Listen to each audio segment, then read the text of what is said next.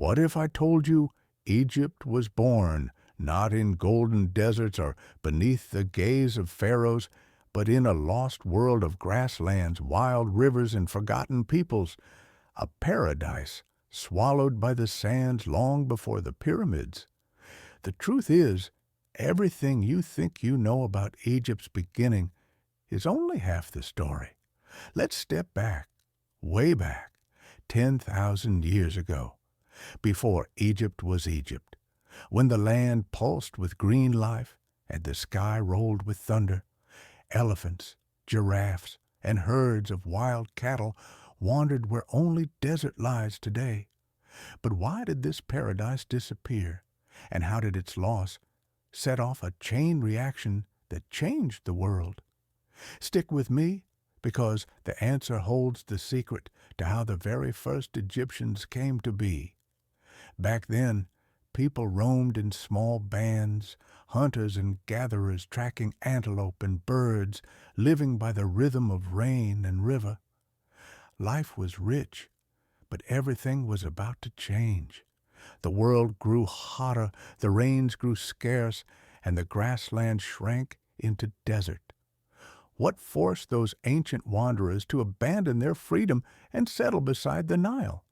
It's one of the great turning points in human history. It was survival. The Nile became a lifeline, one narrow ribbon of green in an ocean of sand. The first Egyptians built huts of mud and reed, learned to plant seeds in the black earth left by the flood, and tamed wild cattle and goats. Every year, the river's rise brought hope, and sometimes disaster. But did you know these early farmers faced floods so unpredictable, entire villages could be swept away? Their answer was innovation, new ways to farm, store food, and survive. The clues they left behind are everywhere. Archaeologists uncover fish hooks carved from bone, beads strung from river shells, pots marked with rippling lines like the waves of a vanished lake. But look closer, and you'll find something even more mysterious. Paintings in hidden caves, showing a world teeming with life and hints of rituals that would one day become the roots of Egyptian religion. What stories were these early artists trying to tell, and what secrets did they keep?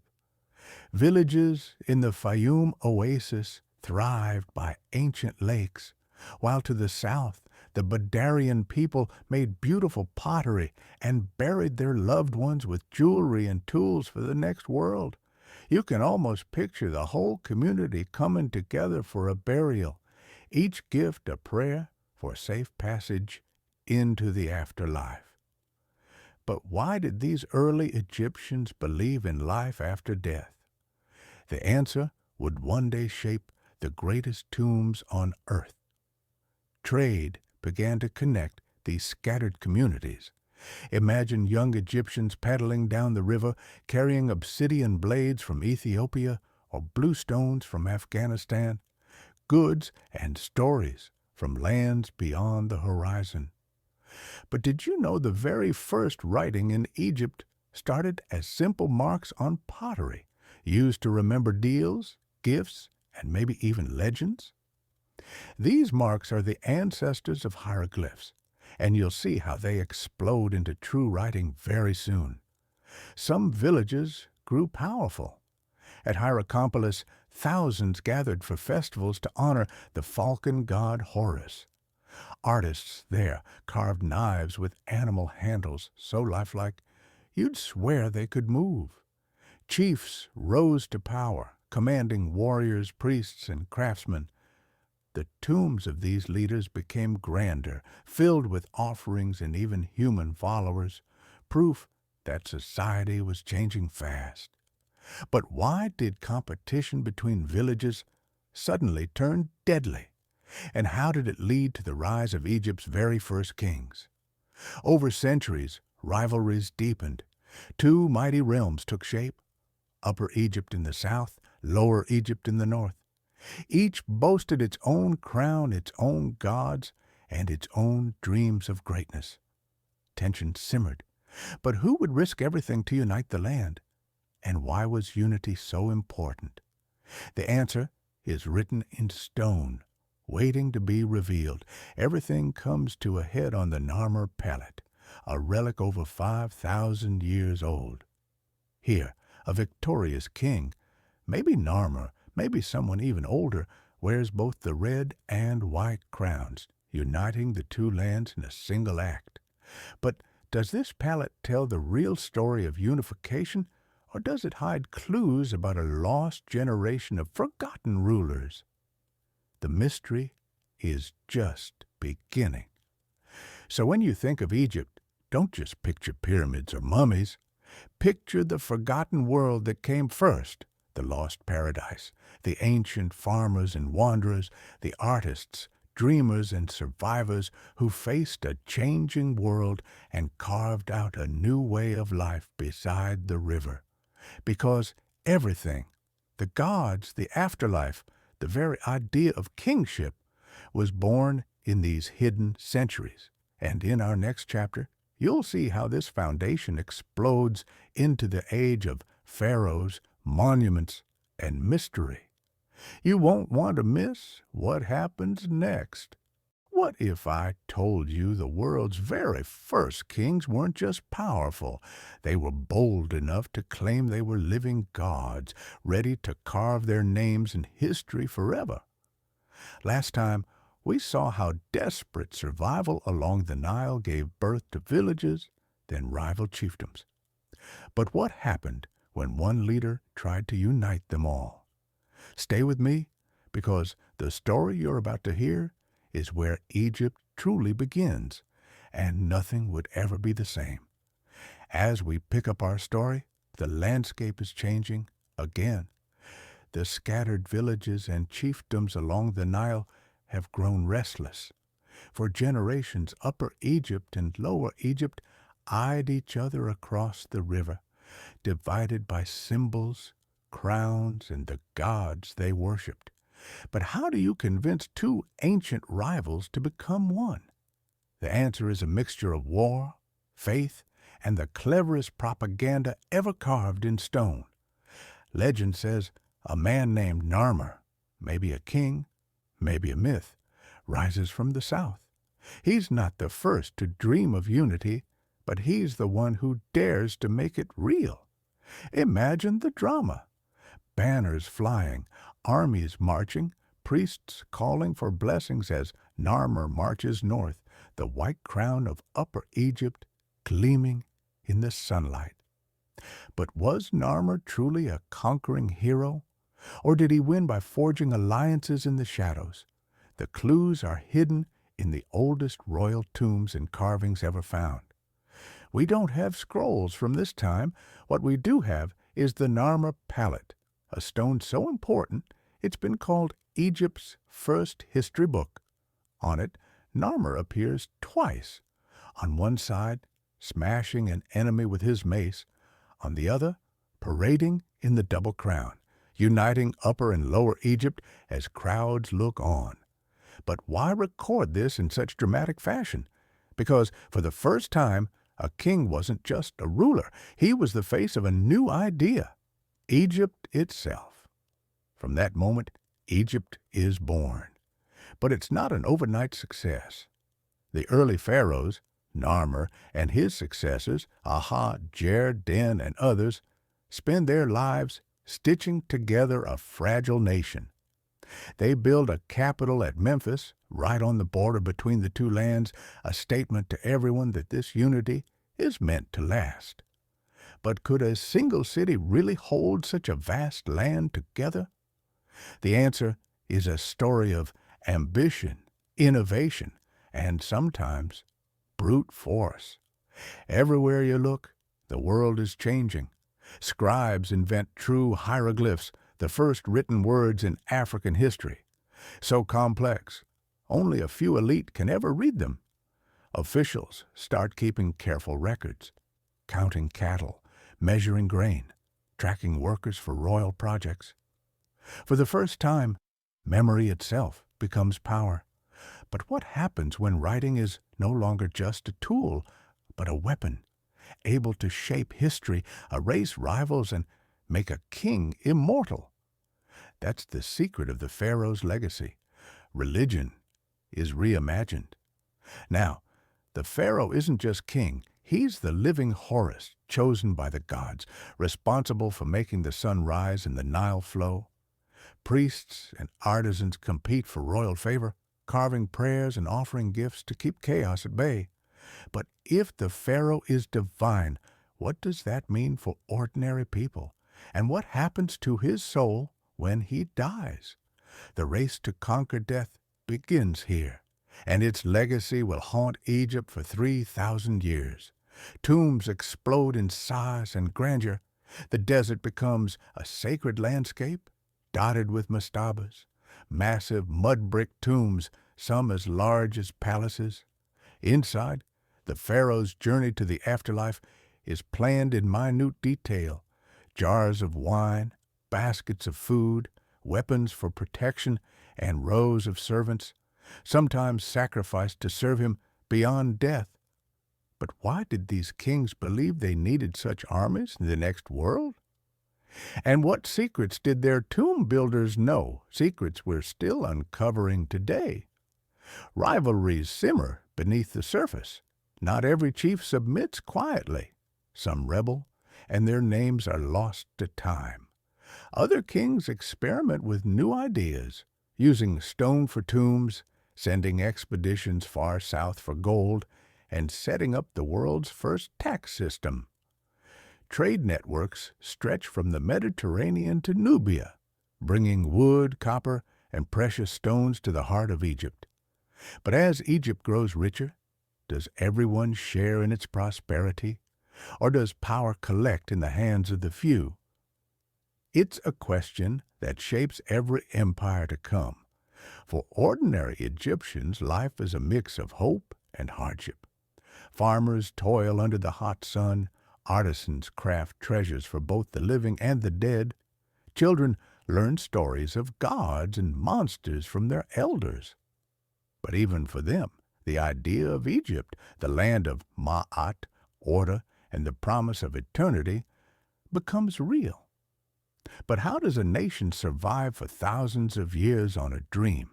The answer is found in the stories that were told, the rituals that were kept, and the faith in a leader who was more than mortal. Dynasty follows dynasty.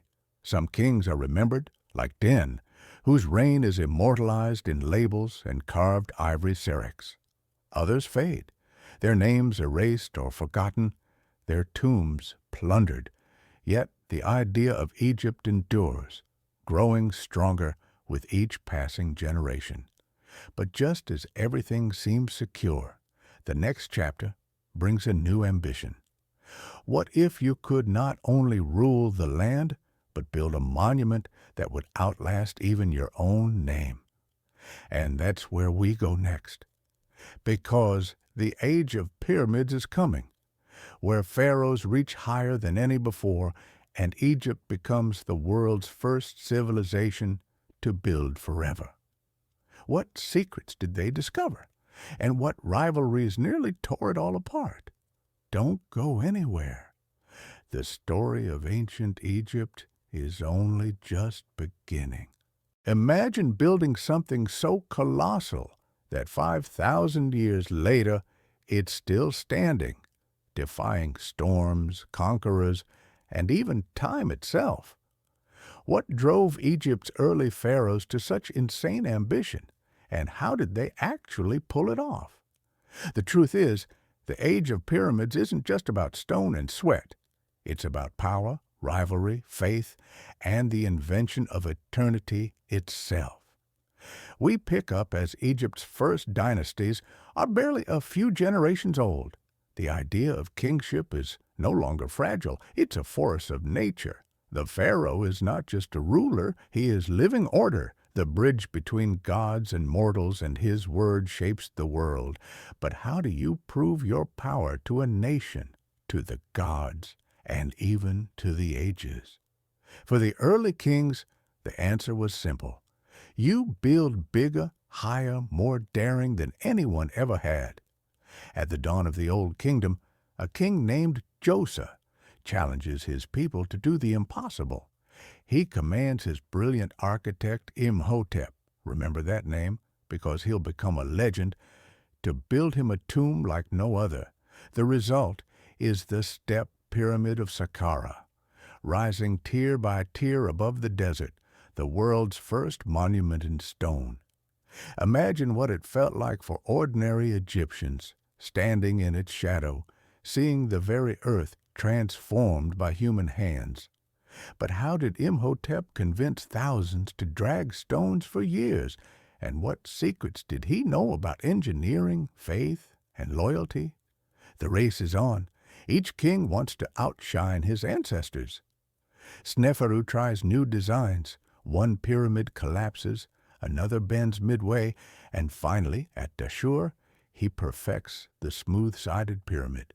His crowning achievement, the Red Pyramid, Egypt's first true pyramid and the model for everything to come. But what price did Sneferu's ambition exact on his people, and why did he push so hard to leave a legacy in stone? Then comes Khufu, a name the world will never forget.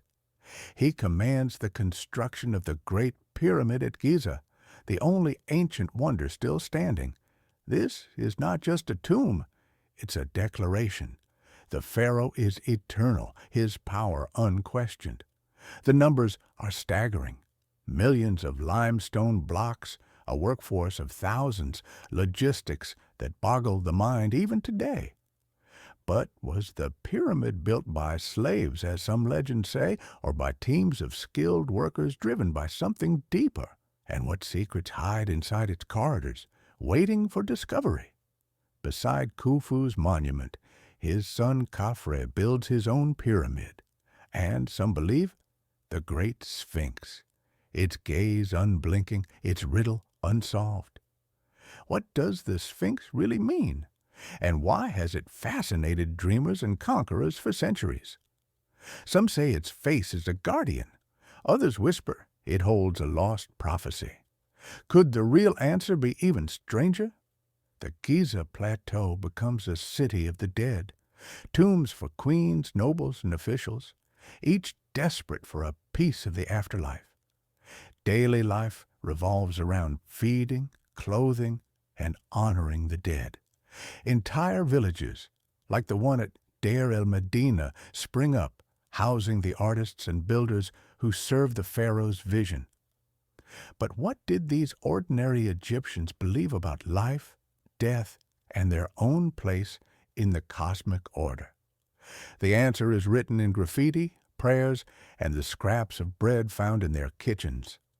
As Egypt's monuments rise, so does its bureaucracy. Scribes keep records of every stone, every offering, every harvest. Priests gain power, tending vast temple estates and interceding with the gods. The pharaoh, though still mighty, must balance tradition, ambition, and the demands of an ever-growing state. But what happens when this delicate system starts to strain? Who pays the price when the Nile fails or the gods seem silent? Not everything is stability and stone. The Old Kingdom has its dark side. As years pass, officials and nobles grow richer, building mastabas of their own, filled with treasures and servants. The gap between rich and poor widens.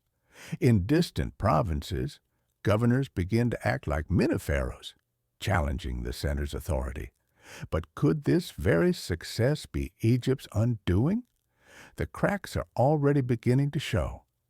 Even in decline, the Old Kingdom leaves an indelible mark.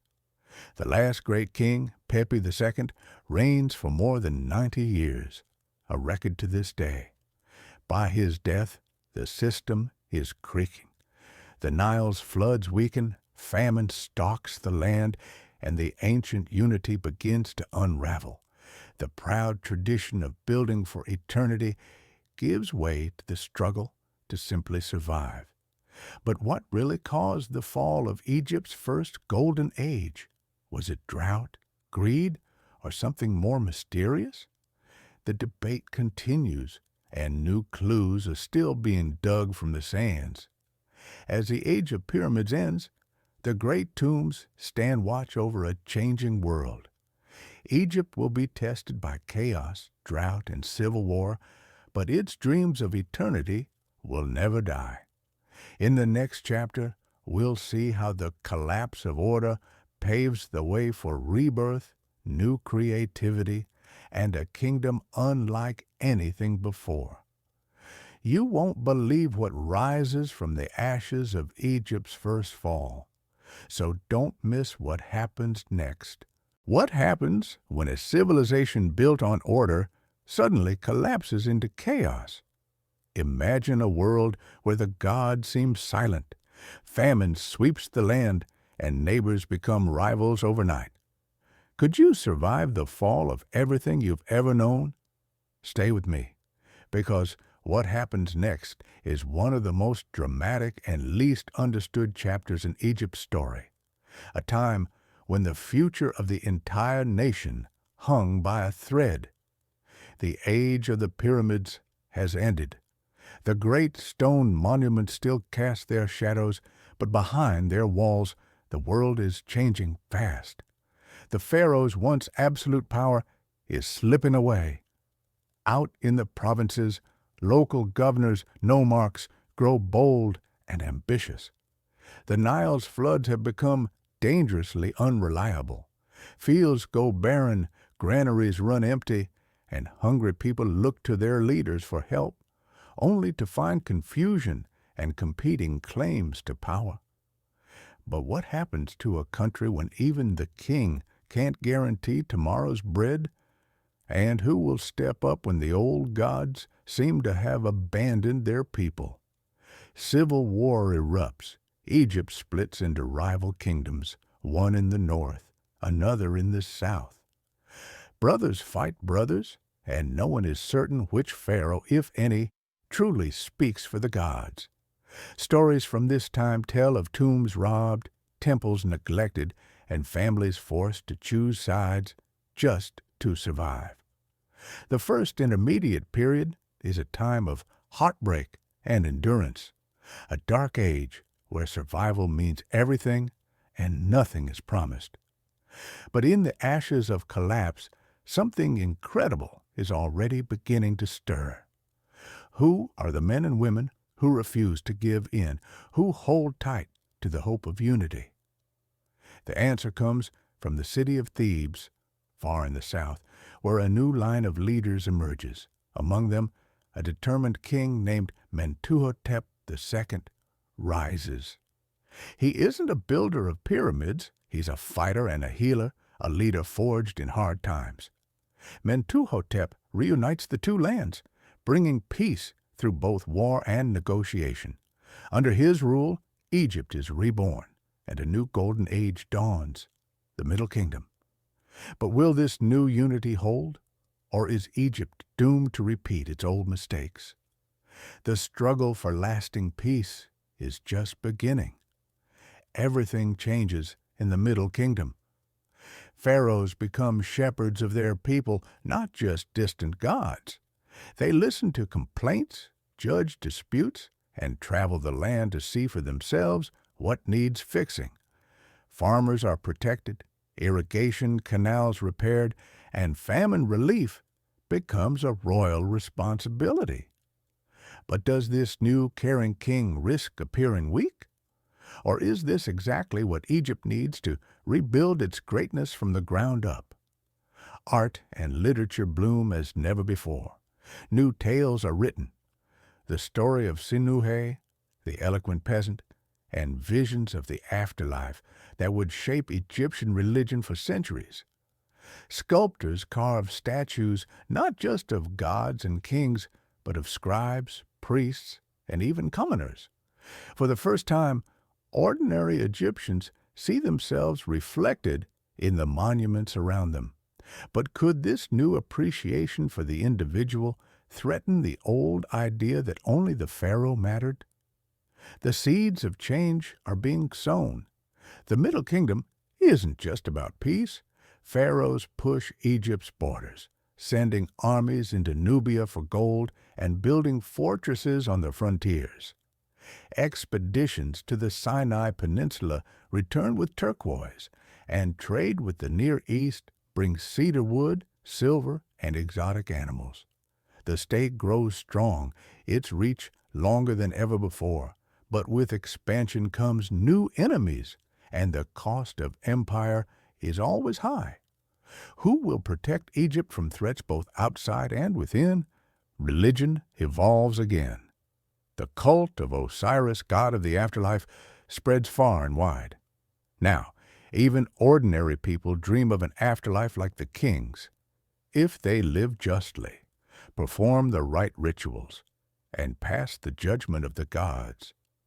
Tombs grow more elaborate, coffins are inscribed with spells, and the afterlife becomes a hope for all, not just the elite.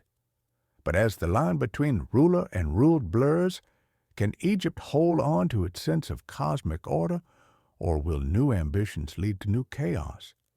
The Middle Kingdom's achievements are dazzling, but its end is haunted by a familiar specter: instability. As the dynasty weakens, new rivals rise. Eventually, foreign invaders known as the Hyksos sweep into the delta, bringing with them the power of the horse and chariot. For the first time, Egypt is ruled by outsiders, setting the stage for the next great struggle. But Egypt's story is never over. Out of each disaster comes a new dream, a new dawn, and a new kind of greatness. What does it take to drive out conquerors and reclaim a nation's destiny? In our next chapter, you'll see how Egyptian warriors and queens launch an epic comeback, sparking the most glorious era yet, the New Kingdom. Don't blink, because this is when Egypt becomes a true superpower, and the legends only get bigger. How does a battered nation rise from the ashes to become the world's most dazzling superpower? Imagine ordinary Egyptians waking up to a time of hope and ambition, where queens lead armies, boy kings hide golden secrets, and new cities rise from nothing but sand. What's the secret behind the glory of ancient Egypt's greatest age? Stay close, because what happens next is pure epic, and the real stories are even wilder than the legends. Egypt is on its knees. The Hyksos, foreign rulers with their fast chariots and strange weapons, control the fertile delta. Native kings hold out in the south, clinging to ancient rites and smoldering pride. But for decades, Egypt is a country divided and afraid. So how does this conquered land become the envy of the world?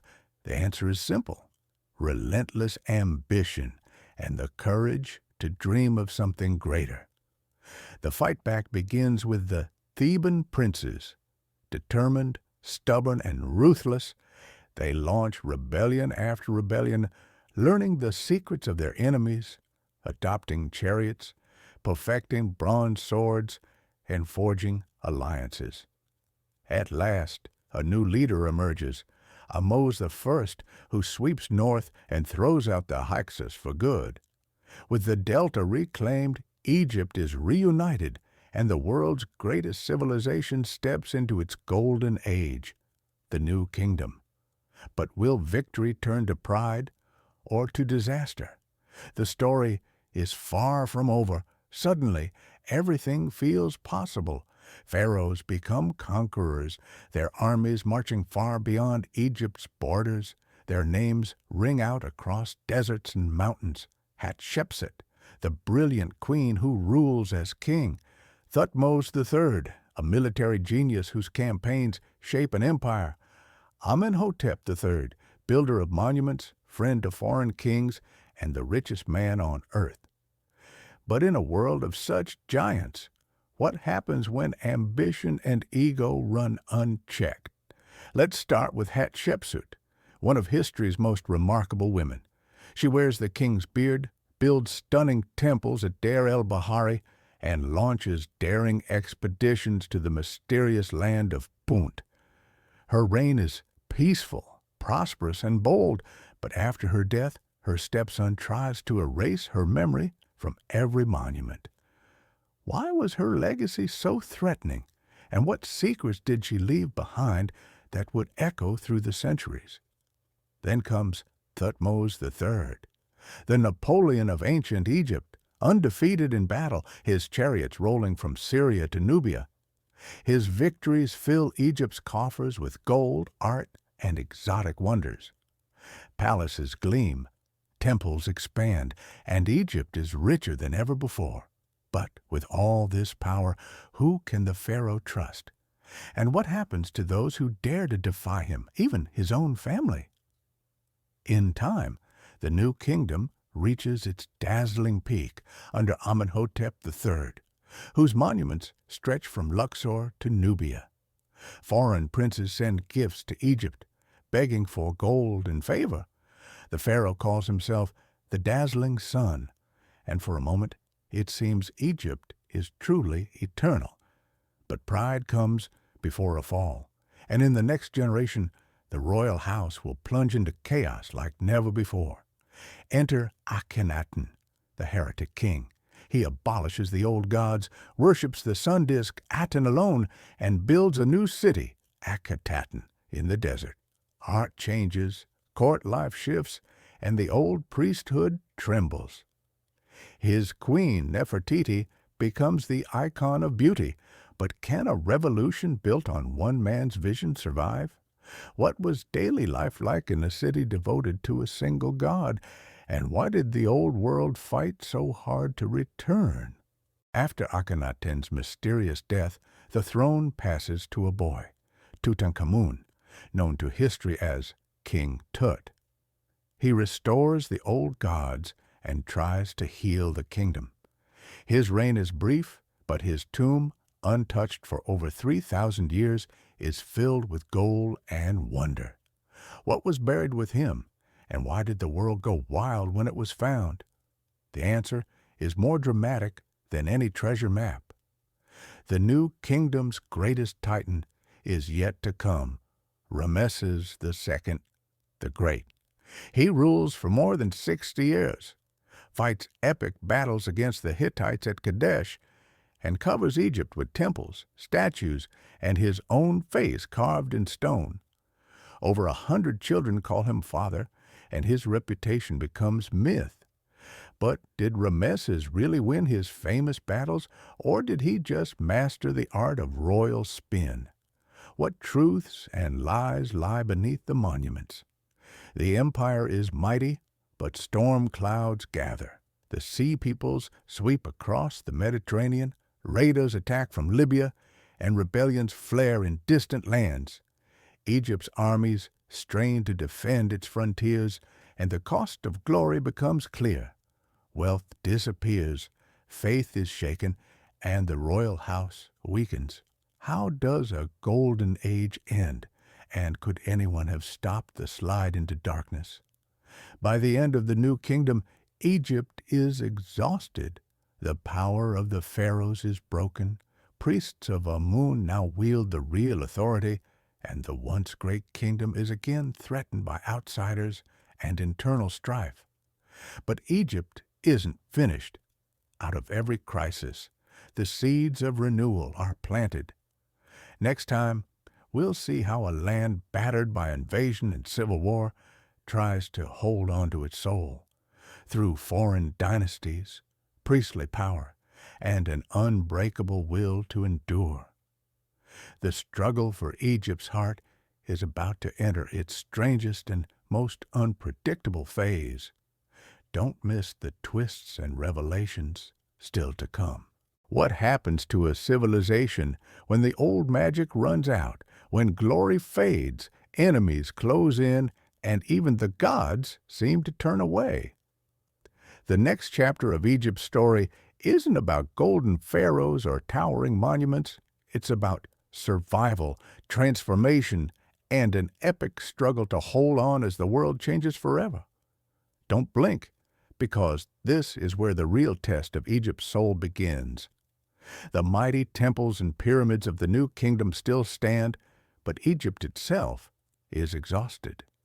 Ramesses the Great is dead, his heirs fight over a shrinking throne, and the world beyond Egypt's borders is in chaos. Raiders pour in from the sea. Distant lands once ruled by pharaohs have slipped away. The Nile's bounty seems less certain. What happens when the spell breaks and power no longer answers to a single king? Can a nation survive without a legend to unite it? This is the age of division. The country fractures into north and south, sometimes ruled by rival kings, sometimes by powerful high priests who control the temples and the gold. In the delta, foreign rulers with names like Libu and Meshwesh become the new lords. In the south, a line of kings claims to be the true heirs of the pharaohs, but their reach is limited and their authority always in question. But what is it really like to live in a time when history itself feels uncertain? For the first time in centuries, ordinary Egyptians must choose who to trust and what to believe. Power is slippery now. Alliances shift, dynasties rise and fall, and Egypt is pulled into the storms sweeping across the ancient world. Sometimes the kings are Egyptian, sometimes Libyan, sometimes even Nubian. From far up the Nile, the black pharaohs of Cush seize their moment. Marching north, they reunite Egypt for a generation, building new temples, reviving old traditions, and daring to challenge the mighty Assyrian Empire. But can outsiders ever really be accepted as the true sons of Egypt? And how does a conquered land cling to its own soul? The struggle is relentless. The Assyrians come next, sweeping through with iron and fire, toppling cities, taking captives. Not long after, the Persians arrive, first with armies, then as administrators, treating Egypt as a prized province in their vast empire. Yet through every conquest, Egyptians resist with stubborn pride. Old gods are honored in secret, rituals endure behind closed doors, and hope for renewal never dies. Why does Egypt's heart refuse to break, even as foreign rulers sit on its throne? The answer is more powerful than any army. Amid invasion and chaos, flashes of creativity and courage still burn. Local kings and queens build what monuments they can, inscribing their names beside those of giants from centuries before. Priests compile ancient texts, copy hymns, and keep the old wisdom alive. Artisans craft shabti figures, amulets, and painted coffins, each one a prayer for protection and memory. But can art and faith really hold a nation together when armies cannot? Sometimes survival is the greatest act of all. For ordinary people, daily life goes on, harvesting, trading, marrying, and mourning, as always. But the gap between rich and poor is wider than ever. New gods from foreign lands appear beside the old, Baal and Astarte, Amun and Isis, sometimes worshipped in the same temple. The language shifts, the old ways are questioned, and for many, the only certainty is change. What is lost, and what is reinvented in times of uncertainty? This is where tradition is truly tested. Through the late period, Egypt fights to reclaim itself again and again. Native dynasties rise only to be toppled by Persians or Greeks. Sometimes Egypt wins a generation of independence only to lose it once more. Each victory is hard fought, each defeat a lesson in endurance. But when everything you've built is threatened, what does it mean to be Egyptian? Is it the land, the language, the gods, or just the memory of greatness? Yet just when Egypt seems at its weakest, a new force appears on the horizon. From the north, a young Macedonian king named Alexander the Great rides in. Welcomed as a liberator, he is crowned pharaoh, founding a city that will shine brighter than any before, Alexandria. The age of the pharaohs is nearly at its end, but Egypt's power to reinvent itself is about to reach new heights. Next time, the world's greatest civilizations collide: Greek and Egyptian, science and myth, ambition and romance. The Ptolemies rise, Cleopatra takes the stage, and the fate of Egypt will be decided on the edge of an empire you haven't seen anything yet. So don't miss the final twists in the story of the world's oldest nation. What happens when the world's oldest kingdom is reborn as something entirely new, a fusion of gods, science, power, and seduction? What if I told you that Egypt's most famous queen didn't just rule, but rewrote the rules, challenging the world's greatest empires with wit, charm, and ruthless ambition? Stay with me, because the final chapter of ancient Egypt is a whirlwind of passion, politics, and unforgettable characters. And you won't want to miss a second. When Alexander the Great sweeps into Egypt, the country has already seen centuries of turmoil, foreign kings, lost wars, forgotten glories. But Alexander is different. He's greeted as a liberator, hailed as pharaoh, and claims descent from the gods. He dreams of blending east and west, building a city that will outshine even Babylon, Alexandria. But can one city really change the fate of a whole civilization? The answer lies in the centuries that follow. Alexander dies young, and his vast empire is carved up by ambitious generals. Egypt falls to Ptolemy, who sets himself up as pharaoh, founding a dynasty that will last nearly 300 years. The Ptolemies are Greek by blood, but Egyptian in ambition. They worship the old gods, build temples, and adopt the sacred rituals of the land they rule. But what does it mean to be Egyptian now, when the court speaks Greek and the people speak Egyptian? This clash and blending of cultures creates a world unlike any other. Alexandria explodes into life, a city of marble palaces, bustling markets, and the legendary Library of Alexandria, where scholars come from every land to study, dream, and argue. Scientists like Eratosthenes measure the earth, poets craft new epics, and priests debate mysteries of the soul. The city's great lighthouse, a wonder of the world, guides ships from every shore. But beneath the surface, tensions simmer. Greek against Egyptian, new against old, ruler against ruled.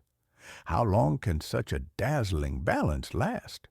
Rivalries and betrayals become family traditions for the Ptolemies. Brothers and sisters marry for power. Murder and intrigue echo through the palace halls. The dynasty grows rich, then decadent, and Egypt's strength begins to fade as Rome rises in the west. But just when it seems all is lost, a new star appears, the last and greatest of the Ptolemies, Cleopatra the Seventh. Cleopatra is everything history says, and more. Brilliant, multilingual, fiercely intelligent, she understands both the world of the Greeks and the spirit of the Egyptians. She becomes goddess and queen, determined to revive her nation's fading glory. But how does a young woman in a world of ruthless men bend fate to her will? Cleopatra's answer is audacious. She turns to Rome itself. Her legendary affairs with Julius Caesar and later Mark Antony are more than romance. They are high-stakes alliances meant to save Egypt's independence. She sails up the Nile with Caesar, has his son, and dazzles Rome with her wit and charm. After Caesar's assassination, she courts Antony, ruling together as pharaoh and consort, their love immortalized in myth and scandal. But can love and ambition outmatch the might of Rome, or does every choice only draw Egypt closer to doom? The final act is as dramatic as any tragedy. Octavian, soon to be Augustus Caesar, brings war to Egypt. Cleopatra and Antony fight bravely, but are defeated at Actium. Facing conquest, betrayal, and humiliation, they choose death on their own terms. With Cleopatra's suicide, the line of pharaohs ends and Egypt becomes a jewel in the Roman crown. But even in defeat, Egypt's magic endures. The temples stand, the gods are remembered, and Cleopatra's legend outlives every conqueror. Alexandria remains a beacon of knowledge and culture for centuries more. And the dream of Egypt, its beauty, its strangeness, its longing for eternity, captures the imagination of the world forever. What happens after the last queen's crown falls? In the next and final chapter, you'll see how Egypt survives under Rome, how its ancient secrets are almost lost, and then rediscovered by explorers, scholars, and dreamers who refuse to let its story end. Don't miss the echoes of Egypt's greatness as they reach into our world today. What if I told you that Egypt's story didn't end with Cleopatra's last breath, or with the Roman eagle flying over the Nile? Imagine a land where ancient gods are slowly forgotten, but the pyramids and temples keep their secrets, waiting for new dreamers to awaken them.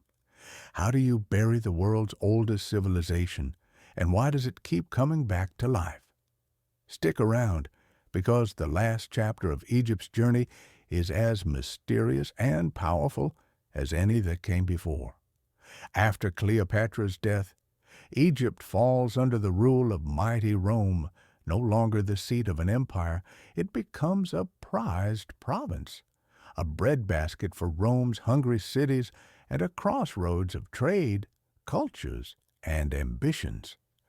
Roman governors walk the halls where pharaohs once held court. Soldiers garrison Alexandria and Memphis. Statues of emperors rise beside statues of gods, and Latin mingles with Greek and Egyptian on the busy streets. But can a land with thousands of years of faith and tradition ever truly be conquered? And what secrets lie hidden as the world changes around them? Life in Roman Egypt is both familiar and strange. The ancient temples still echo with chants, and priests still care for the sacred animals. But Christianity is spreading, slowly at first, then with unstoppable force. Alexandria becomes one of the faith's greatest cities, home to passionate debates, new martyrs, and a culture torn between old gods and new beliefs. The Library of Alexandria, once the heart of the world's knowledge, falls to neglect and ultimately to flames. How do you decide what wisdom to keep and what to let slip away forever? For centuries, Egypt endures under Roman, then Byzantine rule. Ancient traditions fade, hieroglyphs become unreadable, and the last temple to the old gods, Philae, falls silent. When Arab armies arrive in the 7th century, Egypt changes again, joining a new world of Islam and Arabic language, yet the land of the pharaohs remains, changed but never erased. Farmers still plant by the Nile's rhythm, fishermen cast their nets, and the pyramids look on patient and silent over every generation. But are the secrets of the past really gone, or just waiting to be found again? For over 1,000 years, Egypt's true history sleeps beneath sand and legend. Travelers tell tales of buried cities and treasures, but no one can read the strange markings on temple walls. Locals call the monuments the work of giants, the mountain of pharaohs. But their builders' names are forgotten. Then, in the 19th century, a new age of discovery begins. Adventurers, archaeologists, and scholars flock to Egypt. Champollion cracks the code of hieroglyphs with the Rosetta Stone, and the silent stones speak once more. Tombs are opened, mummies unwrapped, and the world rediscovers the greatness of the ancient Egyptians. The tomb of Tutankhamun, found by Howard Carter in 1922, stuns the world with its golden splendor, proving that wonder and mystery still lie hidden in the Valley of the Kings. But does uncovering the past give us the full truth or only deeper questions? The legacy of Egypt never stops growing. Its art inspires artists from Paris to Tokyo. Its science, architecture, and medicine echo through history. Hollywood tells its stories, and millions visit every year to stand in awe before its temples and pyramids. But why does Egypt capture us so completely across thousands of years and every culture? The answer might be in the way it makes us dream of eternity, of beauty, and of the power to shape our world. Today, Egypt's monuments are protected and celebrated, but new challenges remain: preservation, tourism, and the balance between past and present. Egyptians themselves are the guardians of this heritage, proud inheritors of a story that began before history itself. So the story of ancient Egypt never truly ends. It is written in stone, sand, and the hearts of people everywhere. It is the promise that human dreams, no matter how impossible, can outlast empires and even time itself. And the next chapter? That's up to us. What secrets are still waiting under the sand? What wonders remain to be found? The adventure continues, and the world will always be watching Egypt, where every ending is just the beginning of a new mystery.